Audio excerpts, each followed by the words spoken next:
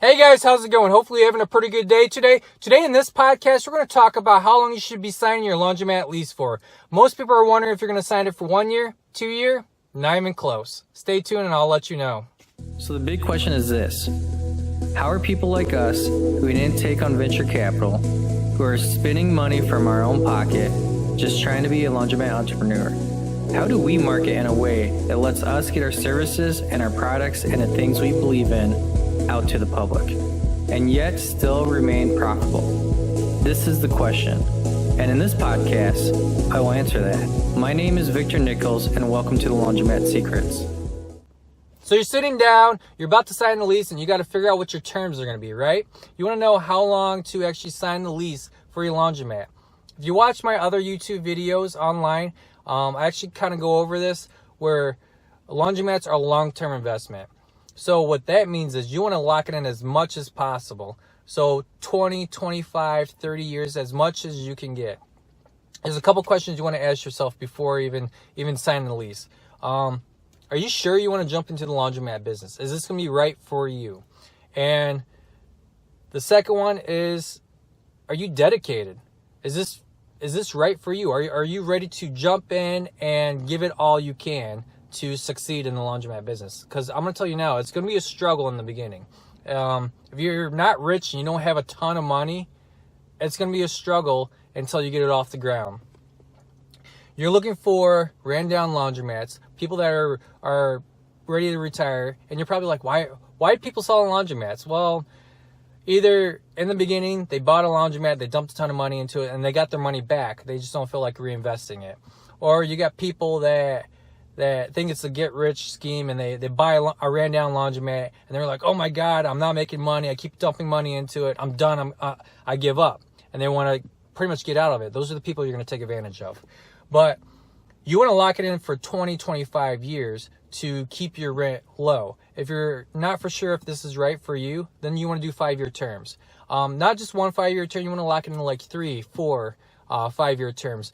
The longer you can get it, the better you're going to be, so that the landlord can't really raise your rent without renegotiating the lease.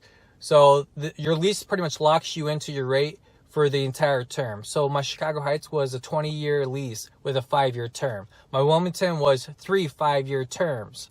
So if you're not for sure you want to be into it after 5 years, you can just wash your hands and walk away, or you can sell the laundromat. And then when you sell the laundromat, you can say, hey, look, after 5 years, I'm just selling my laundromat, and the new person that comes in, you can be like, hey, look, I got 15 years left on the lease for this much.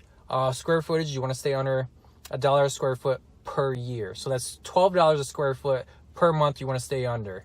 I usually recommend staying under $8 a square foot so that you can save a ton of money. But bigger cities, so my Chicago Heights was like $10.50 a square foot. Wilmington, I don't remember what the square footage is for that. It's 2,500 square foot. I'm paying $800 a month. So I'm well under the $8 a square foot. So the longer you can lock in your lease, the better off you're going to be. And the reason is because laundromats are long-term investments, which means that when you take out a equipment loan, they're typically around 5-6 years. Usually you can get it less if you want. It's going to be a little bit higher payments. But your equipment loan is going to be 5-6 years. And depending on what it is, so like my Wilmington store, I took an equipment loan out for $16,000. My equipment loan's about $500. The Chicago Heights store, it was $255,000. My equipment loan was like $4,600. Yeah, that's huge, isn't it? But you figure after 5 years, $4,600 is back in my pocket. Plus whatever my net income is that I'm making off that laundromat, there's an additional money. So it all depends on what you're making off the store. So up front, you're going to dump money into the store fixing it up. You're not going to make a ton of money up front until your equipment loans are paid off. So that's why you want a longer term lease, so that when you dump all your money, you take out loans or your equipment loans, you get that paid off. Usually typically 5-6 years, you get that paid off, and then you start making money for the next 15 years of making profits. And as long as you stay on top of it, keep your machines fixed up. If you got an older machine, start replacing one at a time. You don't have to replace them all at once. Replace them one at a time as you go down the road. So if you're not good at negotiations, hire somebody that can do it. If you're going to hire somebody to negotiate your lease for you, make sure you pay them well, because the cheapest one out there is probably not going to do the best job. Anybody can negotiate a lease for you. Doesn't mean that you're going to get the best deal out there. You might even get screwed over. Pay someone $1,200 to negotiate for you, and then pretty much you end up paying more per square footage, which kind of screws you in the long run of the laundromat. And then next thing you know, you have to close up the store because you can't afford rent. So if you hire somebody, check out their background, make sure they know how to do the job, they know what they're talking about, and usually the cheapest person out there is not the best person for you at times. So, because they're trying to underbid somebody else, and they'll get the job done, but not in the interest of you. They're going to be in the interest of them. So definitely make sure you hire somebody that knows what they're doing. So long-term lease, 20, 25 years, low square footage. So you want to stay under $12 a square foot. My recommendation is under $8 a square foot. The CLA will probably recommend this too, which is the Coin Laundry Associations. They actually have a website you can go to and check it out.